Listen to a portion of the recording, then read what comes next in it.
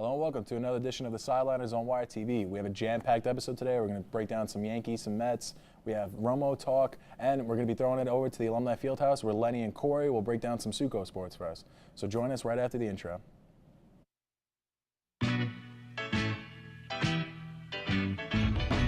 Yeah. Welcome. Welcome you. Hey. I'm your big brother.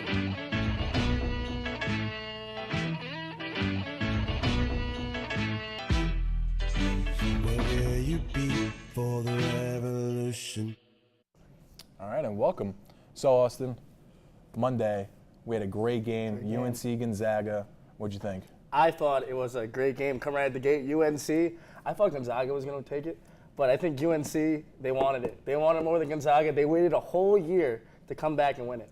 Yeah, you mentioned last year was tough for them. They lost to Villanova on that last shot by Chris Jenkins, who was actually at all of the North Carolina games after Villanova was eliminated. I believe his adopted brother is on North Carolina, so that's an interesting little fact. But fun fact of the day. UNC, this is the redeem team for UNC. Yeah. They came so close last year. They weren't going to be denied this year. Guys like Kennedy Meeks, Isaiah Hicks, they weren't going to let it happen.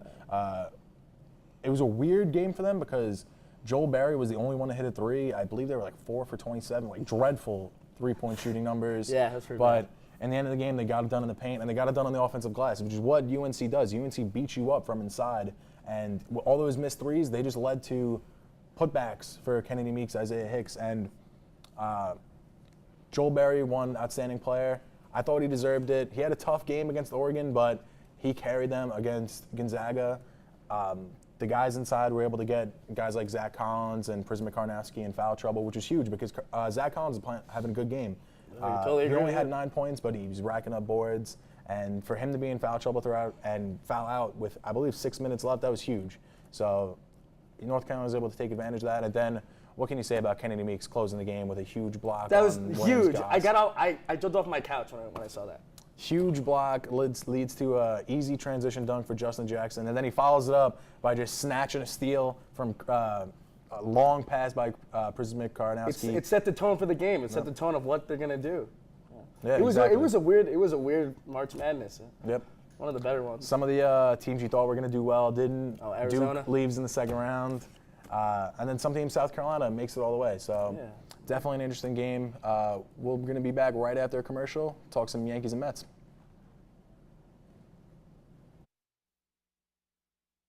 Well, Thomas, you've got prediabetes.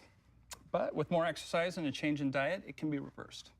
I've tried exercising. It just makes me hungry for bacon. I love bacon, too. And who really likes to exercise? Not me. Me neither. Nobody. So we're good? What? Oh, you still have prediabetes. Big time. All right, and we are back. John has now joined us at the desk. How you doing, John? How's it going? So, like I said before the break, we're going to break down some Yankees baseball. All three of us Yankee fans here. What do you guys thought about the season so far? I think right now, I know Tanaka had a little bit of a tough game, the first game, but the other game, I think it was yesterday or the other day, they looked stellar. It was it 3-0 or 5-0? 5-0. 5-0. Right at it. Aaron Judge hits one on hits. What is it? The catwalks up in Tropicana. God, that was great. He's 6'7". He's a huge. Did you see Torres hit the home run and the size difference between those two? Did you see when Aaron Judge was on first base and Tony Peña just looking at him?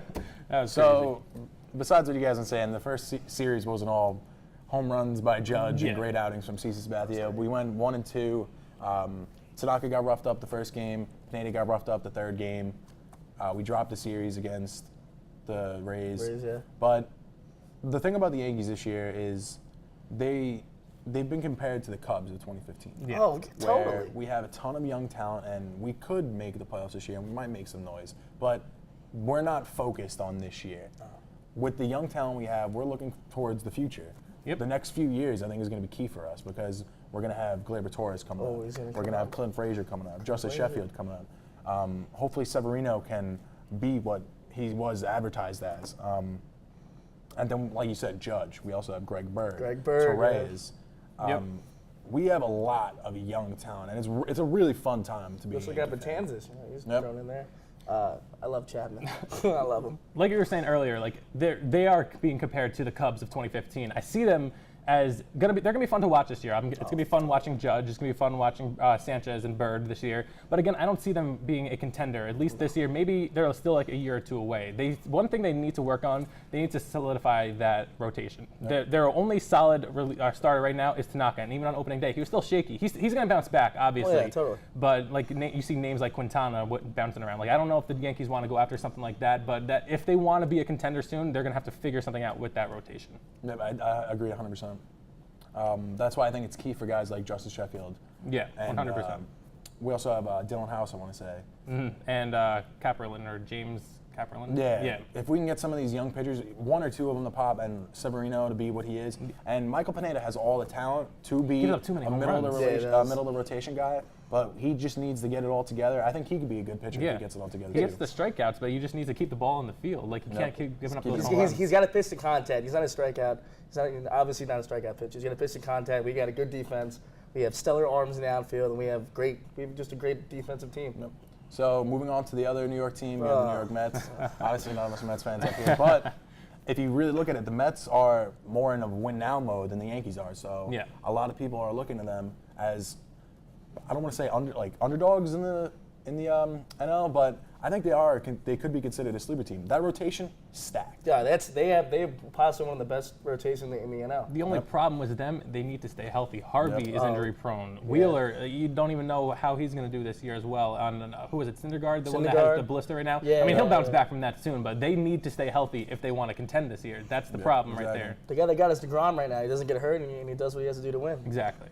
And also moving on to like the hitters as well, like they need to rely on the veterans this year. Like Granderson and Bruce, those are the ones that I highlight right there. If they can have good seasons, I have a good faith in that they're going to be a pretty, not just a good team, an elite team this year. With that rotation, you have players like Cespedes. He's going to be great this year as well, but you need to have those veterans stepping up as well. You got to have Reyes too. You got to step up. Exactly. He came back. Yeah.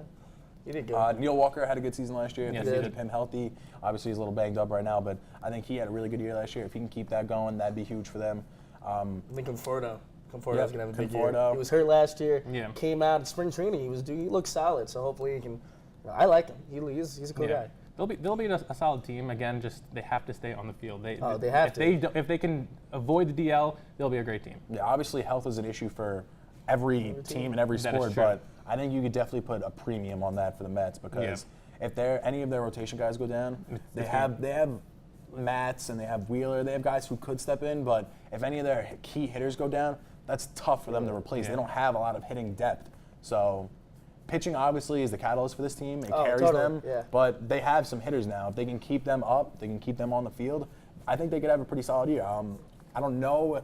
Obviously, the Chicago Cubs are World Series favorites, but I don't think the Mets are too far out of the World Series talk. Yeah, for sure. If they just stay healthy, they'll be in it. They'll be in that playoff race. They'll be either in the NLCS or they'll be fighting for that spot with the Nationals too. We'll see. Totally.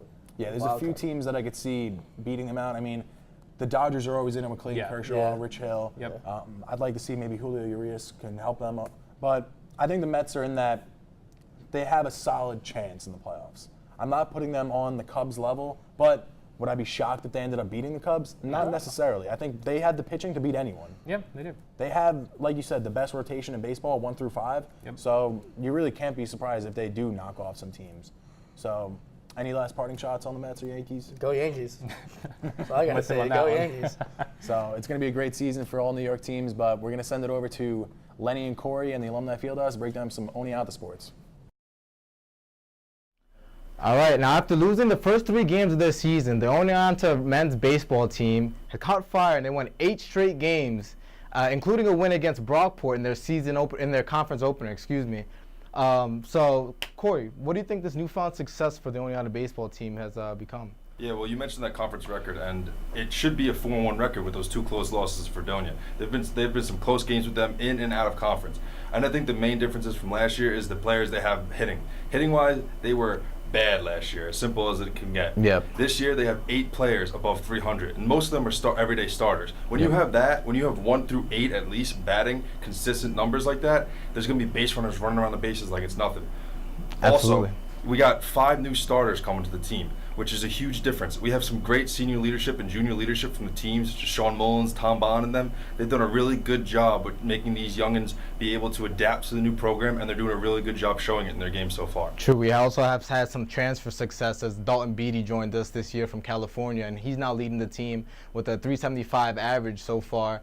And right now, Oneonta looking good so far with surprising success. They're being led right now by junior pitching. We have Jimmy McCarty, Tom Bond, Nick Panesi, and R.J. Lyman shutting the door down as a closer. Right now, Oneonta is looking forward to a weekend where they will be playing Cortland, who is a national powerhouse and who recently just lost 2 out of 3 to Brockport, a team that Oneonta had split a series with earlier. So the Red Dragons are looking to keep their success moving and hope to grab some wins against Cortland this weekend. Yeah, you mentioned Cortland, and they've always been a powerhouse. They're number 16 in the nation in Division III. You know, they have successful years in and out. Every year at Cortland is a good program. You got Joe Brown over there who does an excellent job with his players, transforming into the men. Absolutely. Now, in order for Oneonta to beat them, they have to stay consistent. They're not going to beat them in the Cortland's game with big hits and big home runs. They have to stay consistent and get base runners. You know, their junior arms are going to lead to it. Like you said, Nick Panesi, Jimmy McCarty, Tom Bond. They're going to get the starts that they need, and RJ's going to come off the bench, and they're going to do exactly what they need. So as long as those hitters can stay as consistent as they be, they will have success against Cortland this year, maybe steal a couple games. Absolutely. Clean baseball is the key to success right now. So we're going to go ahead and go to break, and we'll start back up with Nick. Thank you. Thanks.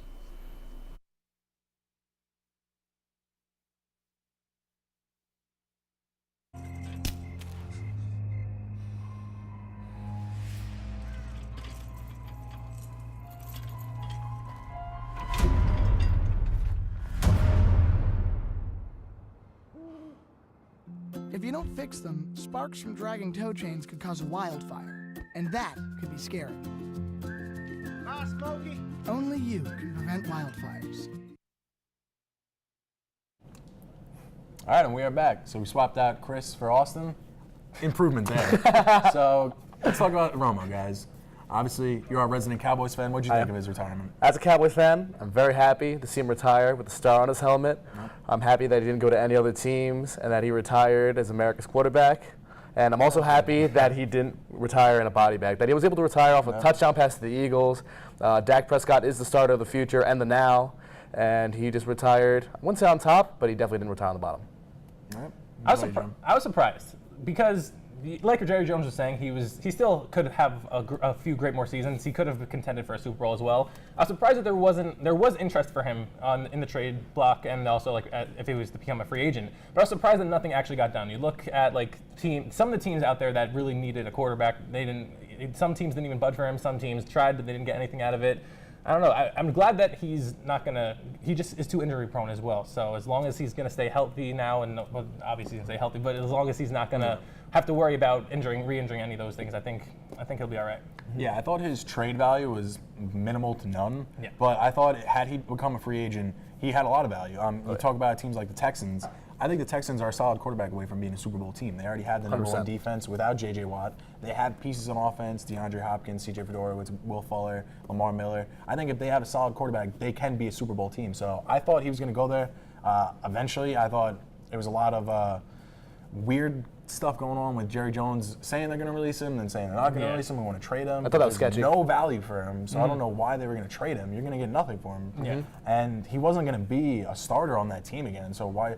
I thought Tom Romo was like Jerry Jones' son, so why not let him go, let him play somewhere else? But I do like him as a broadcaster. I think he has the charisma to do it. I think he has a lot of football knowledge. So it will be fun watching him, but it'll be weird not seeing him on the field. Yeah, for sure. 100%. So that'll do it for our Romo Talk. We're going to send it back to Lenny and Corey to break down some more Oneonta sports.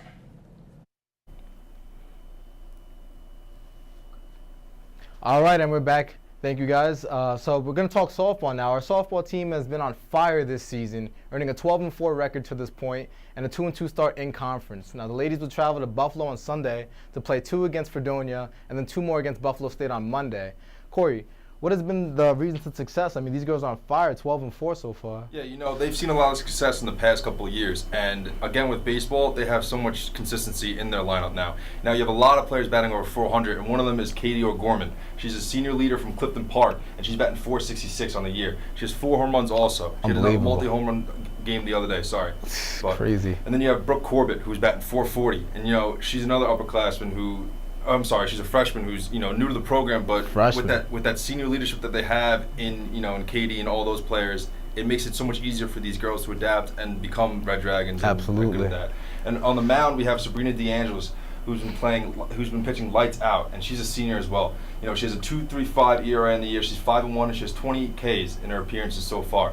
It's unheard of to be a good softball pitcher like that, and especially in a division like this. Absolutely, and good pitching can take you a long way. As we know in softball, you can reuse the pitcher as many times as you want. So getting a key stud on the mound for you is key to success pretty much in softball if you can hold them down, and the hitting definitely helps.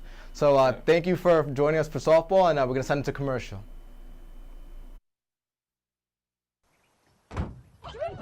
They'll test you, try to break your will. But however loud the loudness gets, however many cheese puffs may fly, you're the driver, the one in control.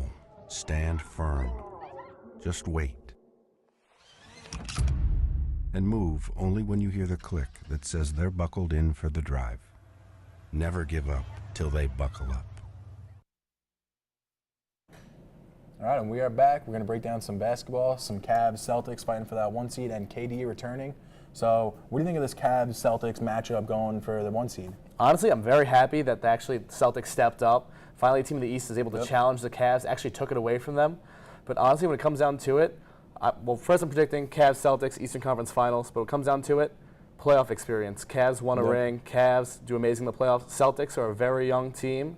I'm predicting Cavs in 5, but I do like to see the Celtics challenging the Cavs for that number 1 spot. I thought, to me, the playoffs comes down, especially in the East, LeBron. I don't see any team in the East beating LeBron James or the Cavaliers.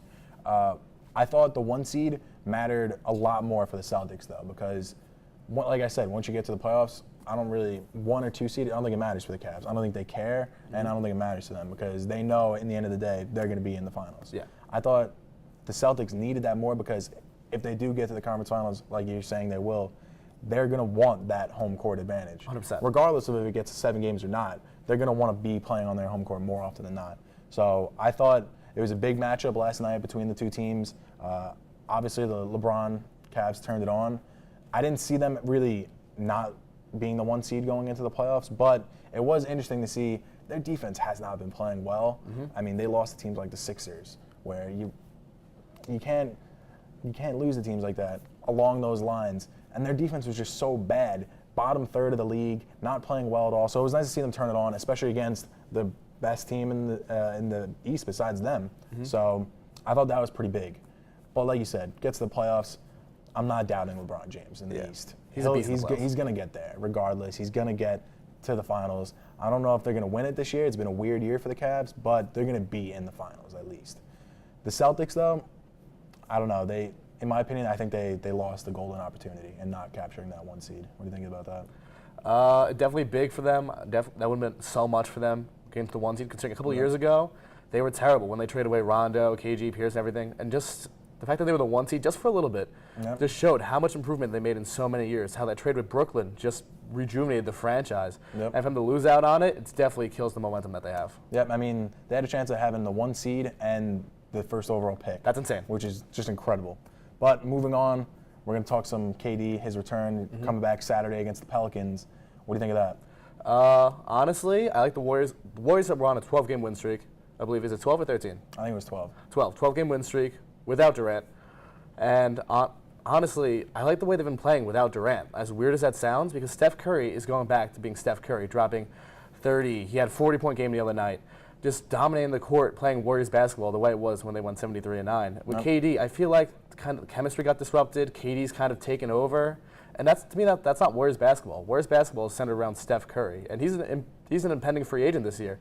And I mean, I'm not saying he's going to leave the Warriors. What I'm saying is, like, he might think about that in the back of his mind right before he signs that huge contract this summer. I get what you're saying, but to me, it comes down to how could a team possibly get worse by adding the third best player in the NBA. True.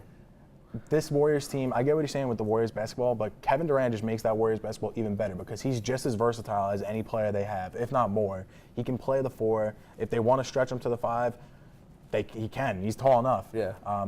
But he made their death lineup, which is their best lineup, that much better because he just slid right into Harrison Barnes' spot, plays better defense, better offense, moves the ball better. He's just an all-around better player.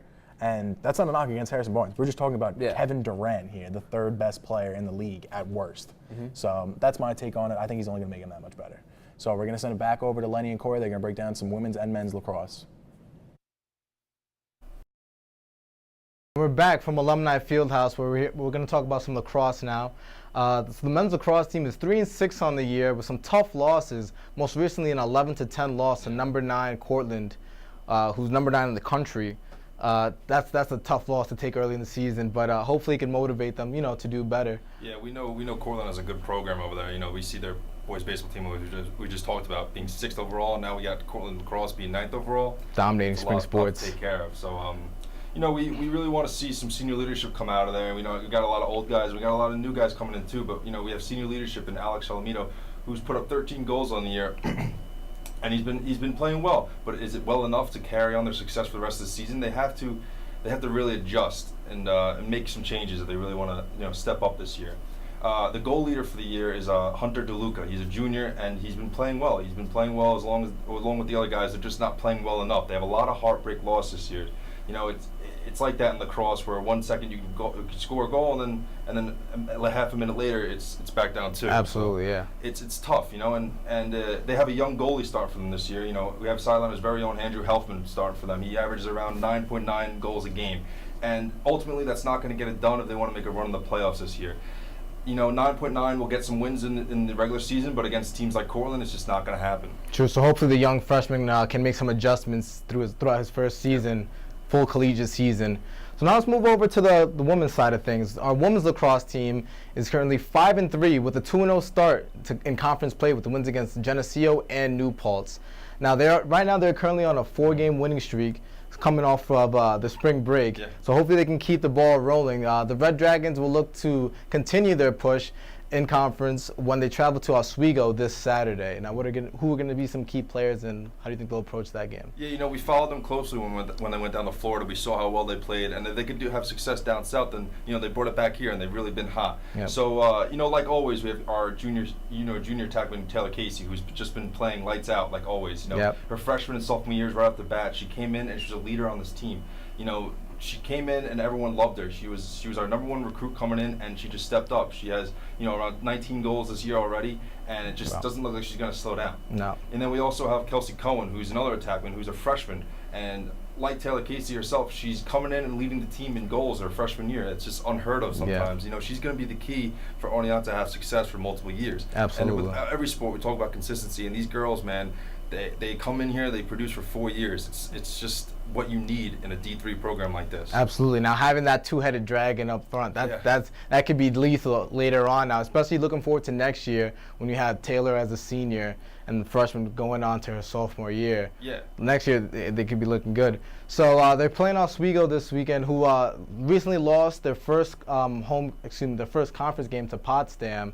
How do you think they'll fare out in that game? I think as long as they stay hot and they're doing what they do, I think that's going to be all right. Because they have had some great defensive plays by Erica Carney. Mm-hmm. She's been doing really good defensive work over there for them. And what they say, good defense turns into great offense. Absolutely. As long as they can keep that momentum going from defense to offense, they're going to keep it rolling.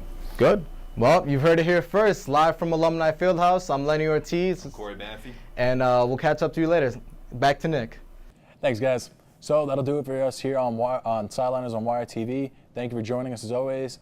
Thank you for the updates from the Fieldhouse guys. Great stuff. Thank you for everyone in the studio. Join us next time. We'll be back with more sports better than ever. Oh, I missed terribly that time. Hey, I'm your big brother.